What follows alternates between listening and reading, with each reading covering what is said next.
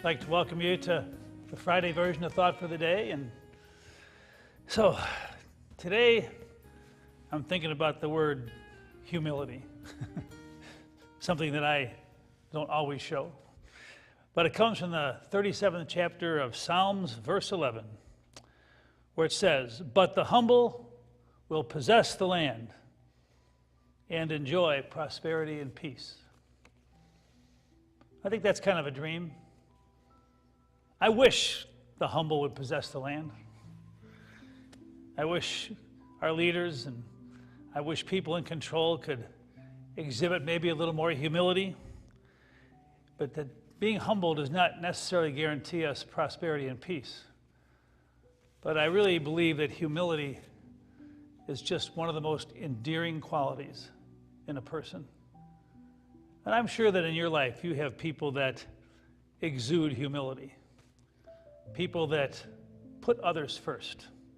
I was reading some stuff about humility, and here's what one person said, and I think these words are great.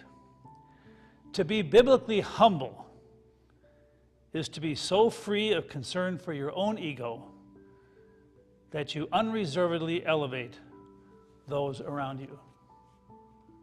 I just love those words, because to me that's what Jesus did.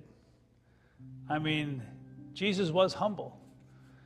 But when you look at Jesus and you look at somebody that you know who is humble, humility is not a sign of weakness or not being important.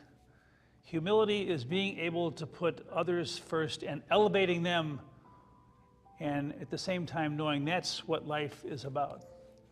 Because that is what Jesus did. I mean, he was humble to the point of giving his life. And yet as we read the Gospels and think about the way Jesus walked and the things he said, that's what he was about. He elevated people around him.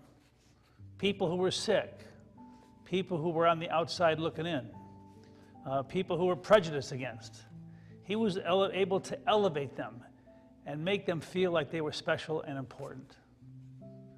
And I'd like to do more of that.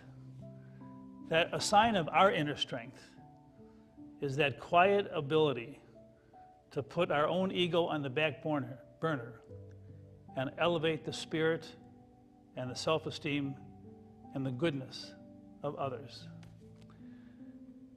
Today, when you have a little time, I'd like you to pray for a lady that I'm sure most of you have not met. Her name is Tencha, and her boyfriend of 26 years is Bob. And he's a retired carpenter, and Tencha is retired. She had her own beauty salon for a long time. And it's interesting that people that work in a beauty salon, they do elevate others because they make people like us feel just a little bit better when we walk out of there. And so anyway, Tencha is, I think, nearing the finish line. She's had a journey with cancer. And I remember when she and Bob started coming to church, she's like a lot of people in our church. They quietly started coming to church on Thursday nights.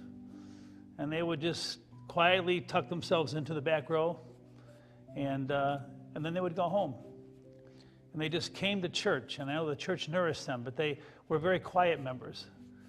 And when I was at her house yesterday, having a prayer with her and Bob and her daughter, she just exudes humility because she took so much pride in making other people feel more beautiful.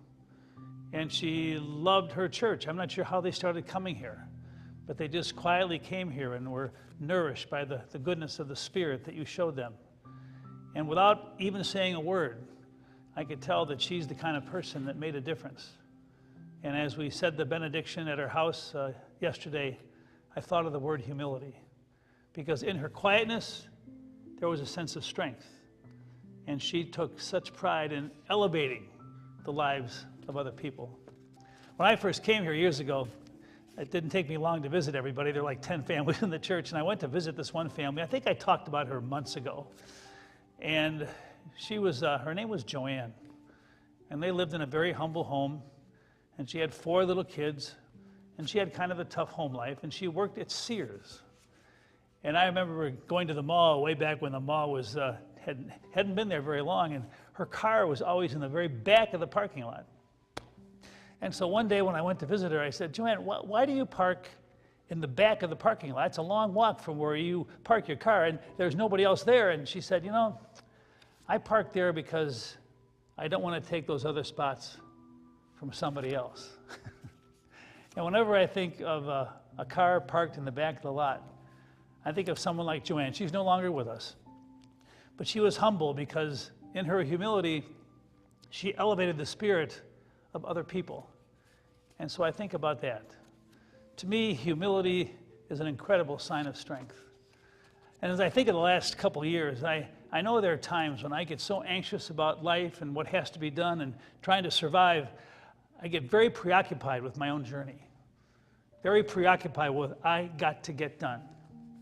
But I think one of the things I think a lot of us have learned, that in the past 2 years, the way that our church has stayed strong, and maybe the way that you have survived, is that we have learned the power of putting other people first. We've learned the power of humility. That's why I call Jesus the humble carpenter. That's why I refer to our church as the humble temple, because it's the humility of spirit and trying to elevate the souls and the spirit of others that keeps us strong every day. May your Friday be blessed. I look forward to seeing you at 8:30 and 11 o'clock on Sunday. And once again, thanks for being humble enough to listen to my ramblings almost every day. God bless you. Thanks for listening.